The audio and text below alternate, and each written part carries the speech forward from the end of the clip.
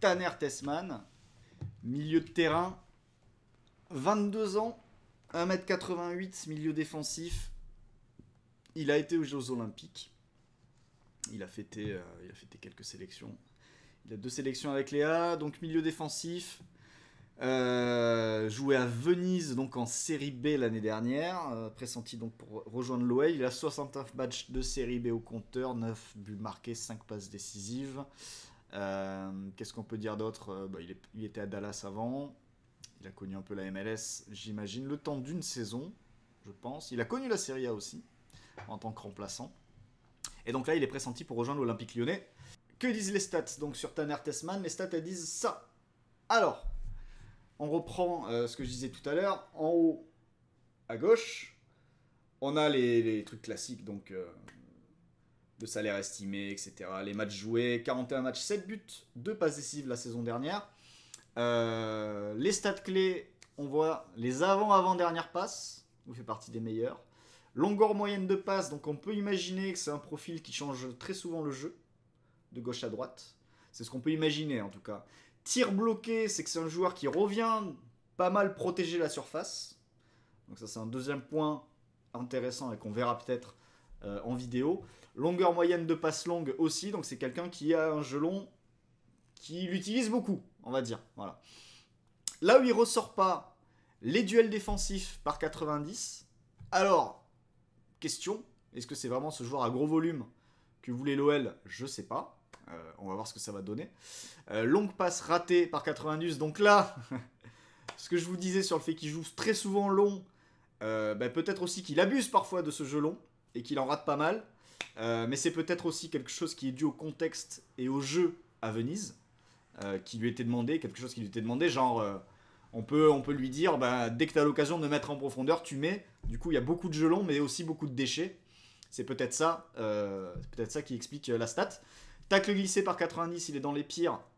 En même temps, on préfère des joueurs qui vont rester debout, notamment au milieu de terrain. Donc là, ça paraît négatif, mais c'est peut-être pas forcément un problème. Voilà. Action défensive réussie par 90, pire 19,9%. Ça veut dire quoi? Ça veut dire que c'est peut-être pas forcément un joueur qui a un gros volume, parce que là on parle du nombre, mais si t'es bien placé, t'as peut-être pas forcément besoin d'intervenir. C'est peut-être un mec qui va plus combler et compenser des partenaires qui vont sortir au pressing. Donc lui il compense derrière, c'est peut-être ça le concernant. Et puis précision des passes dans la surface de réparation, pire 24%. Là, c'est pas quelqu'un du dernier tiers, probablement. Mais a priori, c'est pas l'idée. Quand on prend ses attributs clés, sur Football Manager, endurance, puissance, équilibre, des qualités individuelles, des qualités physiques qui ressortent. Et dans les pires attributs, contrôle de balle, dribble et volume de jeu. Donc à voir, c'est peut-être pas un technicien du niveau de Nemanja Matic. Sur le niveau estimé, on est sur un niveau estimé en Ligue 1. On voit que l'année dernière, il a fait un petit peu mieux devant le but que ce qui était prévu. L'évolution du niveau, c'est Ismaël qui fait ça, qui est présent dans le chat, et qui le fait ça avec moi, oui. C'est les fiches sur lesquelles on travaille quand on fait du scouting. Voilà, tout simplement. Donc, pourquoi utiliser les attributs FM? Ça complète un petit peu la base de données. C'est pas nos outils principaux, mais ça donne un truc supplémentaire. Voilà. Évolution du niveau, saison par saison. Donc, on voit que c'est un joueur qui, a priori, a le niveau Ligue 1. C'est ce qui nous est annoncé là. À voir ce que ça va donner. En tout cas, le fait qu'il signe à l'OL, vous voyez tout en haut, niveau estimé, bon titulaire en Ligue 1 et titulaire moyen en Bundesliga, Serie A et Liga. Donc, vous voyez à peu près le niveau du joueur que c'est censé être. Et à droite, sur son radar, on voit quand même un radar très complet, avec quand même une question sur la partie tacle et pressing. Où là, il ressort pas, mais c'est peut-être dû aussi au contexte collectif du côté de Venise. Et quand on compare avec les joueurs similaires à son poste en Italie, il est, on va dire, qu'il est au moins dans le top 20%, je pense, a priori, d'après ce que j'aperçois là. Donc voilà pour notre cher Tessmann, dont on va aller voir quelques images maintenant. Alors, petite info, il joue vraiment milieu défensif. Alors, dans le système de Venise, pour vous donner l'info avant de voir en détail. Il a très souvent joué au poste, ce que Wisecout appelle DMF. Et donc DMF, c'est le milieu def seul devant la défense.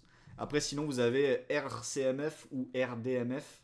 Donc Right Central Midfielder ou Right Defensive Midfielder, selon les situations. Là, il a souvent été, pas principalement, mais très souvent joué DMF, donc 6 devant la défense. On avance quelques images, on va le découvrir. Je vais les découvrir en même temps que vous, parce que moi, j'ai jamais vu d'image. Donc, comme d'habitude, dans la découverte, on va pas juger complètement le joueur et avoir un avis arrêté. On va juste voir ce qu'il est capable de faire sur un terrain en termes de qualité et défauts. Pour répondre à ta question, Capitaine Flo, le niveau, le score est pondéré selon le championnat où joue le joueur. Absolument. Ça veut dire que c'est comme si tous les joueurs évoluaient dans le même championnat et dans la même équipe. C'est-à-dire avec la même possession, le même truc, tout est pondéré de manière à aboutir sur ce résultat-là. Voilà. Ça permet de décorréler la performance du joueur du championnat dans lequel il évolue. Hop là, on y est. Alors, d'abord, c'est les meilleures actions. Donc là, ça va être des buts. Hein. Là, c'est des buts, puisqu'il a quand même pas mal marqué pour un milieu def. Là, c'est une frappe de loin, j'imagine. Voilà pour le début. Frappe de loin. Je dois vous dire que sur la... Il y a des petites... Il y a un peu de superflu, je trouve. Mais bref, c'est bon. C'est pas sur ça qu'on va le juger. Hein. Alors là, encore un but. Ah non, c'est pas un but là, c'est juste une sortie de pression. Il impose physiquement, ouais, 1m88, hein. 1m88, américain, ça mange bien. Alors là, j'imagine qu'il va s'imposer sur le corner. Ah non. Ah, il est deuxième ballon, ok. Pour son 1m88, il est deuxième ballon, d'accord. Bah, joli volet, hein. Joli volet. On remonte. Désolé, ça pixelise un peu, mais chez moi aussi, ça pixelise un peu en termes de qualité d'image. C'est de la série B, hein, c'est peut-être pas l'idéal. Bon, encore un déviation premier, il finit deuxième, en se projetant. Un bon Texan, ouais, je crois que c'est Alabama, il me semble. Je crois qu'il est de l'Alabama. Qu'il est né en Alabama. Oui, c'est ça, il est né à Birmingham, Alabama, ouais, c'est ça. Ah bah le match amical face à l'équipe de France, tiens. Ah bah je vous parlais du jeu long. Ah oui, c'est... Oui, d'accord. C'est de la chandelle, même. Sur le jeu long. Bah il en a fait quelques-uns face au bleu. Ah bah là, il jouait par contre, vous voyez, position reculée entre les centraux. Ah ouais, il envoie des ogives quand même, hein. Je comprends qu'il y ait du déchet. Ok pour le Texas, d'accord, Herman. Ouais, joli punt, ouais. Ça, c'est un bon ballon. Là, on arrive sur du but. À nouveau, a priori. Il était kicker. Ah bah ouais. C'est une vraie info, ça? Il était vraiment kicker? Ah, là, tire du gauche, hein, par contre. On a vu du pied droit jusque-là. Frappe pied gauche. Très beau maillot à Venise, hein, on en a l'habitude. Ok, bah ça se voit, oui, en effet, que c'est un kicker. Du coup, je peux comprendre aussi pourquoi ça peut manquer parfois de... Attendez, ah bah là il arrive, il met une frappe. Ok. Je peux comprendre pourquoi ça peut manquer de précision parfois, du coup. Mais ouais, on a une technique de frappe de kicker, en effet, de football américain. Là, il va mettre une passe D, du gauche.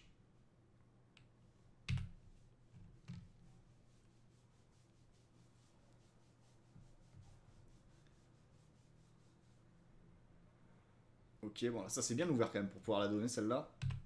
C'est pas la full passes la plus dure du monde.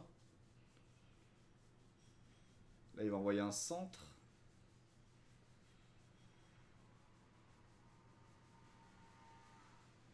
Ok, pied gauche aussi, encore.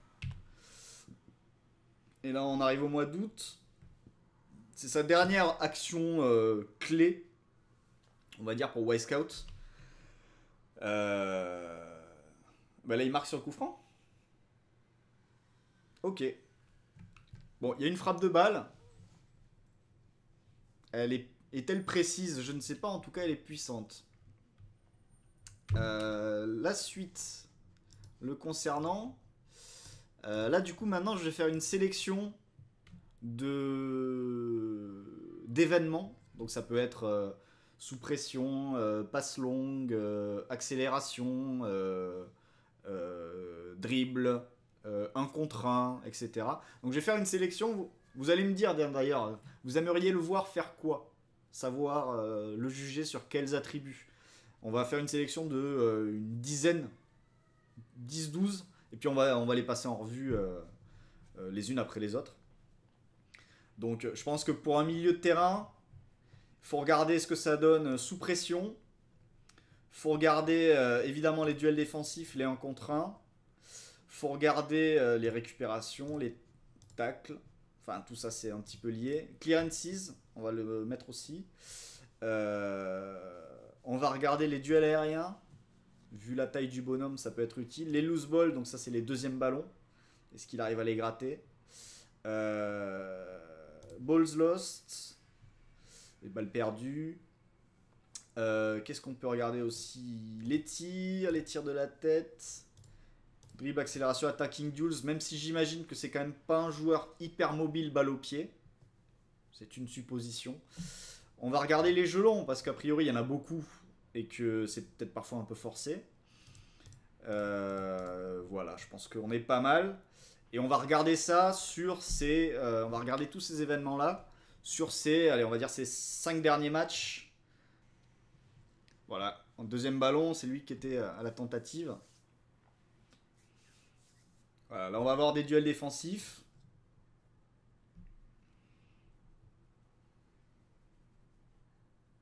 Il est gagné. Bon, il n'est pas récupéré par contre.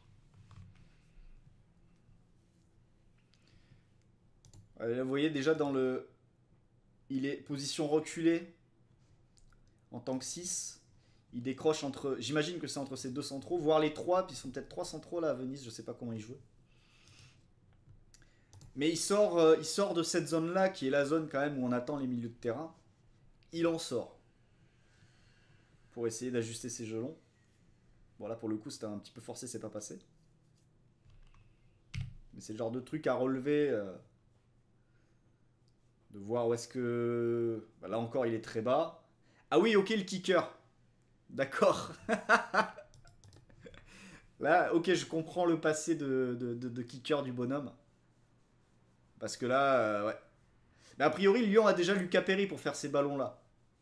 Mais ça serait... T'aurais 2 quarterbacks, quoi, dans l'idée. C'est rigolo. Bon, là, vous avez peut-être pas remarqué. Là, c'est lui, sous pression, là, c'était ça. Encore. Ok. Continue. Je pense que... Premier avis, hein, premier avis. Premier avis, sous pression, ça sera pas Nemanja Matic. Premier avis. Et en effet, il se pose pas de questions. Voilà, le renversement encore, le jeu long dont je vous parlais. Vous voyez là, parmi toute la sélection d'événements que j'ai choisi, sur les 10 premiers que j'ai sous les yeux là, 1, 2, 3, 4, 5, 6, 7, 8, 9, 10, il y a 6 jeux longs. 7 jeux longs. Donc c'est quelqu'un qui aime jouer long. Et là c'est trop. Là c'est trop. Sachant qu'on est à 7 jeux longs, on est sur le match face à Cremonese. Donc c'est en fin de saison dernière, on est en juin dernier. Donc il y a 7 ou 8 jeux longs, et en effet on est au bout de 18 minutes de jeu. Donc il aime ça. Il aime ça. Et pour l'instant il n'y en a pas un qui est arrivé, en effet. Alors, il y avait peut-être des jeux courts au milieu. Hein. Il y a peut-être des jeux courts au milieu. Mais là, il n'y a que du jeu, quoi. Puisque j'ai pas mis les passes normales. Donc il y a peut-être des passes normales au milieu. Mais déjà, 7 jeux longs en 18 minutes, c'est un nombre, c'est un certain nombre. C'est un taré, vraiment. Ok.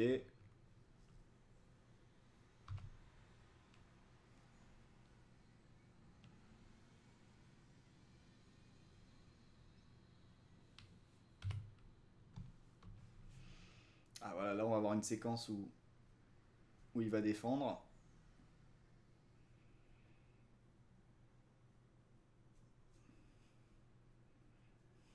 Oh là là. C'est pas clair. C'est pas clair.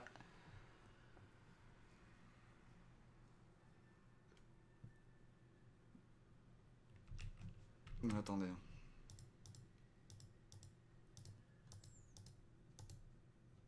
Là, le placement, je comprends pas trop.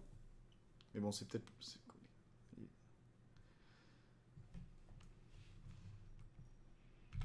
Défensivement, c'est pas clair. Enfin, c'est pas toujours clair.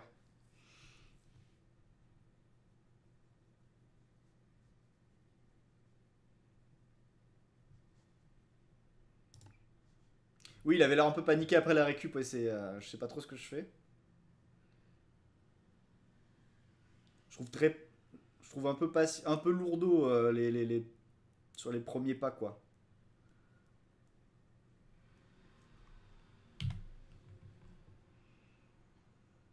Il est où là? Ah oui, c'est bon, je l'ai vu.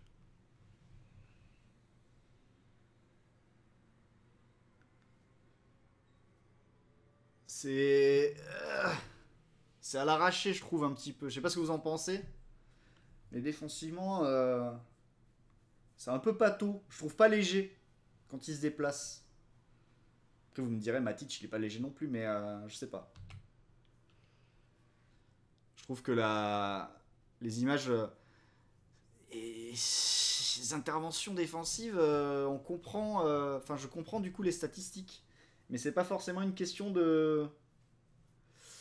C'est pas forcément une question de contexte pour le coup. Je le trouve un peu en difficulté.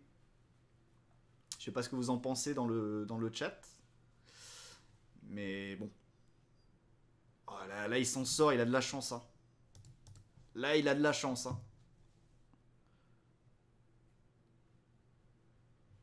Et vous voyez, typiquement, ce genre de ballon-là, Matic, on peut dire ce qu'on veut, sur ce type de ballon-là, il n'y a rien qui se passe. Vous savez que vous pouvez lui donner la balle, il va se démerder. Et là, c'est un peu compliqué. Désolé, je sais que c'est pas très rassurant, la case. On dit la case, j'imagine, le LCZ, je suppose. Doublure de Matic, est-ce que ça vaut le coup? En tout cas, de ce que j'aperçois là, et là encore c'est une première avis et on va se faire une idée de ce à quoi s'attendre sur une dizaine de minutes maxi, donc c'est vraiment une découverte, c'est en 10 minutes, en 15 minutes d'image. Je vois pas le gars qui va venir et transfigurer le milieu de l'OL. Je sais pas si vous le voyez, mais là je le vois pas. Après il a 22 ans, avec un Matic il peut apprendre, c'est vrai. On peut voir les choses comme ça. Ouais, ça c'est. Je le voyais venir le jeu long comme ça. Avec un Matic, il peut apprendre. Mais et là, on va encore voir une série de jeux longs d'ailleurs sur la séquence. Ah ouais, non, mais là, c'est même dos au jeu, il jette. Va falloir step up quand même en arrivant, hein, je pense. Il va y avoir avoir un petit écart. Des airs de Chaka. Alors je sais que Chaka aime pas trop être sous pression, mais il sait faire en sorte ou être dans des équipes qui lui permettent de jouer face au jeu, quoi. Et il sait s'orienter, au moment de recevoir, il sait se mettre dans le bon sens. Lui, j'ai l'impression que ses premières touches, on est un peu pâteau. Et pas aussi rapide qu'Alexandre, si vous voulez. Et du coup, ouais, son jeu long, c'est un petit peu l'arme fatale pour bon bah allez, je suis sous pression, allez, ça dégage. J'ai l'impression que ça ressemble à ça. Datascoot a comparé Tessman à Bruno Guimaraes. Alors peut-être que dans leur stat, il ressort proche de Bruno Guimaraes, c'est possible. Hein. Parce que des fois, il y a des choses qui font que bah, tel joueur ressort proche de notre profil. Mais alors là, du coup, on était sur les barrages de montée, je crois. Parce que là, c'est du match aller-retour. Terrible la comp. Bah, je suis désolé. Mais ça vous va? On fera ça après. Vous voyez là. Il s'en sort, mais il doit jamais s'en sortir là. Hein.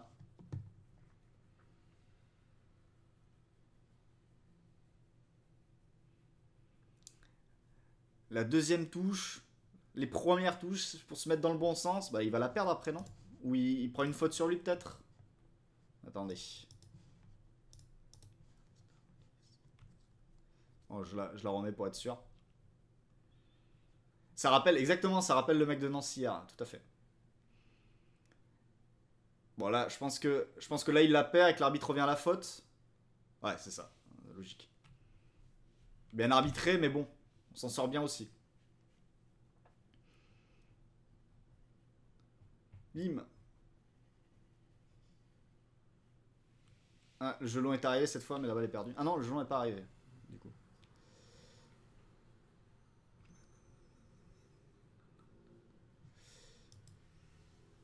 Bon, en tout cas, le mettez pas sous... Enfin, les adversaires, mettez-le sous pression, quoi.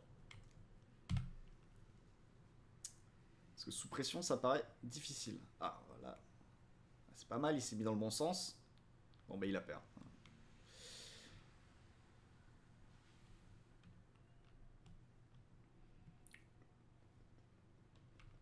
Désolé, moi j'ai encore de la musique dans les oreilles, c'est pour ça.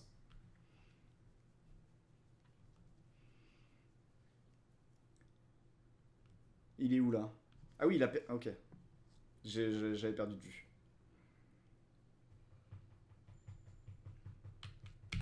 Tire de loin.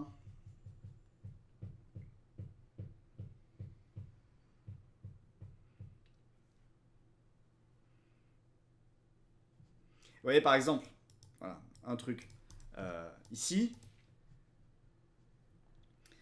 Alors, voilà, bah, justement, Bidano, j'allais parler de ce côté sur le plan tactique.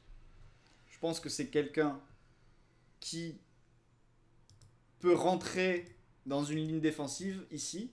Voilà. Là, il vient, il assure la couverture. Et je pense que pour assurer une couverture comme ça, c'est un joueur qui peut... Certes, il se cache. Mais au moins, comme ça, si tu as des centraux qui sont plus agressifs, une ligne de deux, avec deux centraux, une charnière avec deux centraux ou une charnière avec trois, tu peux compter sur lui pour aller couvrir ces espaces. Et à base, ouais, il sera pété en janvier à Botafogo ou Molenbeek. On l'espère pas. Mais c'est vrai que là, disons que je ne suis pas particulièrement impressionné ou emballé. Et là encore, on est sur une découverte d'un joueur en 15-20 minutes sur des séquences choisies et un profil stat. Donc on l'a pas vu des dizaines et des dizaines de fois comme les autres recruteurs l'ont fait, ceux qui le prennent.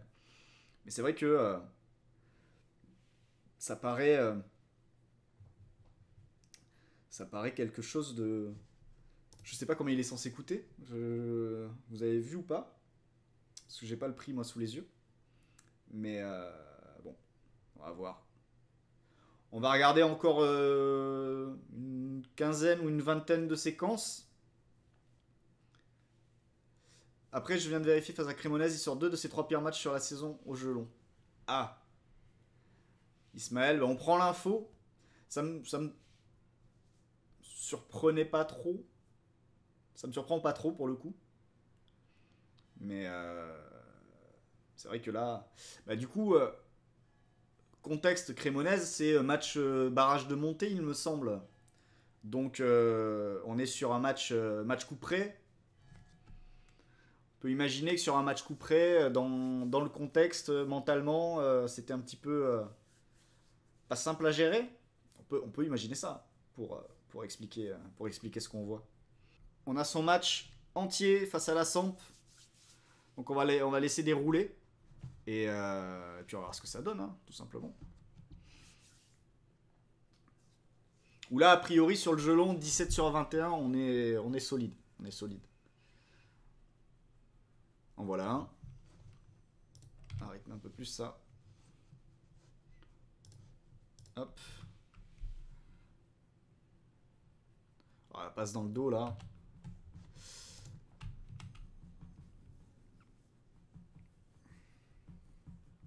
Et une fois qu'on aura fait une bonne partie de ce match, on passera à autre chose. Là encore sous pression, grosse difficulté.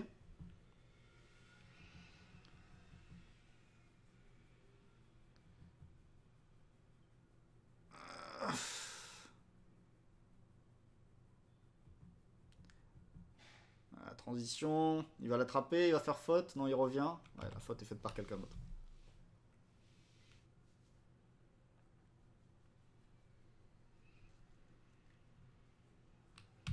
Bon, bah ça c'est un des gelons ratés du coup.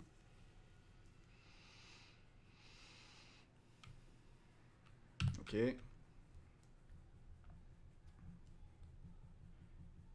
On va pas l'avoir.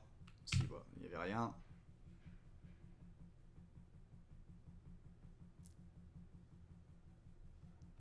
Ok. Coup de pied arrêté. Oh, Pojon Palo. C'était un des... Lors de la Data Room en 2015 ou 2016. La Data Room où il y avait Clément Cotentin, le frère ou cousin d'Orelsan, je sais plus. Frère, je crois. Qui était avec nous dans la Data Room et qui avait fait une chronique sur Pojon Palo qui débutait, je crois qu'il était en D2 allemande à ce moment-là. C'était les tout débuts de la chronique du scouting. On avait été, quand même, précurseur de pas mal de choses dans cette émission. Et en l'occurrence, Clément, il avait fait une rubrique scouting. Il avait présenté Pojon Palo. Et je sais plus les autres. Il en avait fait une petite, je sais plus, une poignée, je dirais 5-6 chroniques peut-être, où il avait présenté des joueurs inconnus du grand public jusque-là. Et ouais, c'était sympa. D'ailleurs, ce qui m'a fait marrer, c'était de comprendre 10 ans plus tard que c'était le frère d'Orelsan. Je savais pas du tout à l'époque.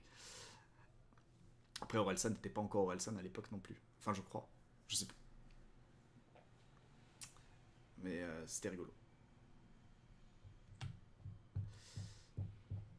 Alors, revenons à notre... Est-ce que vous avez vu des trucs intéressants de Tessman là, depuis le début du match là, qu'on a mis? Là encore, sous pression... Mettez-lui des milieux explosifs. Mettez-le face à Brest. Oui. Se faire harceler par Madi Camara et Hugo Magnetti, là... ça va le surprendre. Oula. Après, c'est vrai que il y a vraiment l'impression, quand on revoit l'action, là, bon, déjà, la mise en route, il y a des touches. Voilà, c'est la série B qui lui donne du temps, là. Mais par contre, on sent que dans le geste, sur le jeu long, sur les ouvertures, il n'a pas à forcer. C'est un petit coup et ça part très très loin.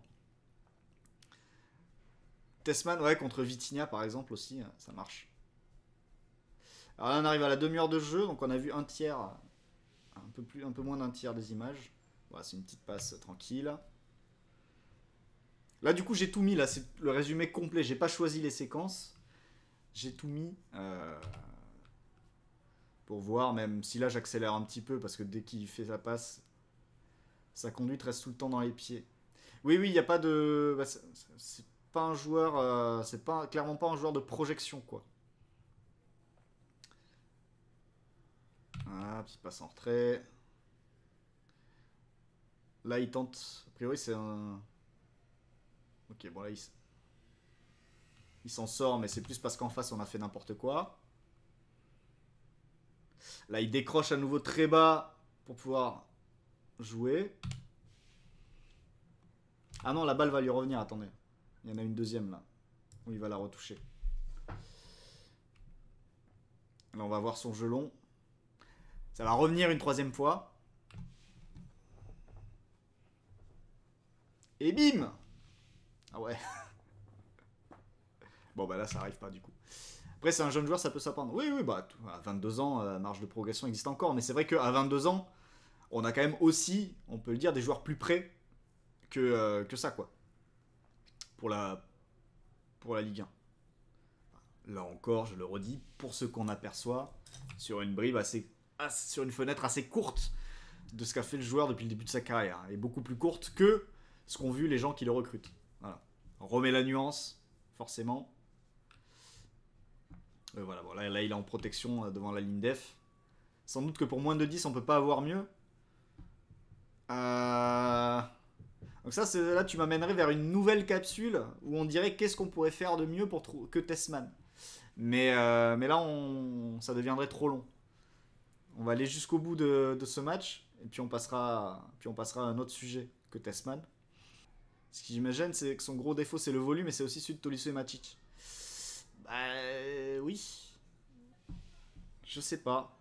Mais disons que là, ce que je vois là, c'est pas, je vois pas ce qu'il apporte en plus tout de suite à terme. Peut-être, il va peut-être apporter des trucs à terme au milieu de l'OL. Mais tout de suite, je sais pas. Et quand tu reprends ce qui s'est passé contre Rennes, tu te dis ils ont besoin de quelqu'un qui va faire un truc tout de suite. Donc c'est ça qui pose question un peu. Maintenant, si t'as que entre 5 et 7, peut-être que tu peux pas en effet avoir un joueur qui t'apporte un truc tout de suite. C'est possible aussi.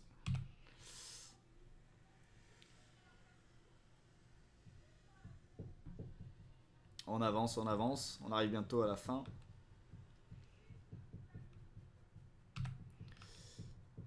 Le petit coup franc. On est à la 50e minute. Tu penses que Diawara pourrait prendre du temps de jeu au vu de son profil? Ouais, après Diawara, il avait vraiment à Lyon, enfin, souvenir de ses minutes de jeu sous Grosso. Il était vraiment très monodimensionnel, unidimensionnel, pardon. Joueur de projection dernier tiers, quoi. Et avec un côté un peu désordonné sur le reste du terrain. Alors, il peut t'apporter un allant, mais je pense que tout seul ça suffit pas, quoi. La crainte, c'est que ce serait un peu désordonné dans un milieu qui l'était d'ailleurs un petit peu. Si vous vous rappelez le match face à Rennes, on avait une équipe de Lyon avec un Matic collé à sa défense et un Mangala et un Cacré qui sortaient très haut. Et du coup, bah, c'est ce côté coupé en deux, quoi. À un moment donné, il faut choisir.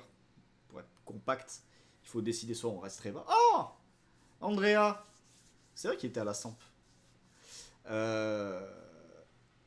En milieu de projection, on a mis 25 prunes sur Mangala. Ouais, mais ça a jamais été un milieu de projection, Mangala. Ça a jamais été un milieu de projection. Est-ce que c'est pas plus facile d'apprendre ce genre de joueur à se calmer plutôt que d'apprendre à la note de se projeter? Eh ben, c'est une bonne question, Flo. Je sais pas. Je sais pas parce que je trouve que ce sont deux types de joueurs qui demandent des qualités totalement différentes sur le plan technique. Et à la fois sur le plan technique, voire sur le plan cognitif. Et je trouve que c'est très dur de trouver... on peut faire le jeu d'ailleurs en finissant de regarder ça sur Tessman. De trouver un joueur qui a débuté une carrière dans un rôle, on va dire, positionnel, et qui a fini dans un rôle de projection. Ou inversement.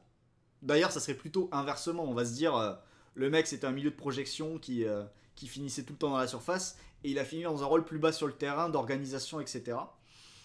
Je pense qu'à part un mec comme Steven Gerrard, donc là, on parle du très très haut du panier, bah voilà, tu vois, Gerrard... Schweinsteiger, ouais, peut-être. Chaka, je l'ai jamais vu très très haut, hein, mais je l'ai peut-être raté à certains moments de sa carrière. J'ai jamais vu très très haut Granit Xhaka. Mais peut-être qu'à Bâle au début, il était 10. Je me trompe, hein, c'est très possible que je sois pas au courant de ça. Mais Schweinsteiger, est-ce qu'il a joué très très haut au point d'être 10, Schweinsteiger? Pour moi, je l'ai toujours vu dans ce milieu à 2, quoi. Tolisso, bah, Tolisso c'était un peu ça. Tolisso, oui, ça aurait pu. Ça aurait pu. Après Tolisso, il y a une question qui se pose, c'est qu'est-ce qui se serait passé sur Tolisso si c'était jamais blessé. Bon, et voilà pour Tessman. On arrive au bout de l'histoire, au bout du match. Il reste quelques images de passes il y a quelques jeux longs encore, donc on va aller jusqu'à la fin.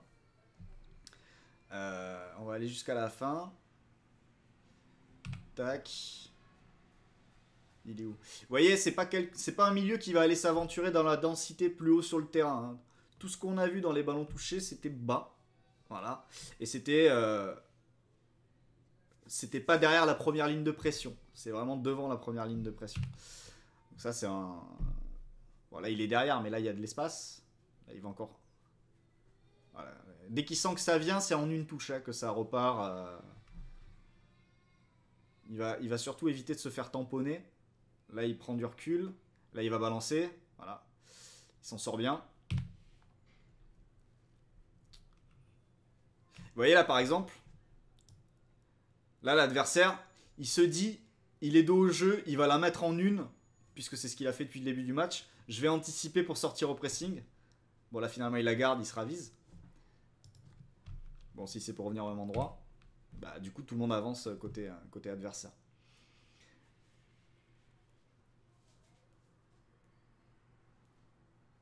Hop.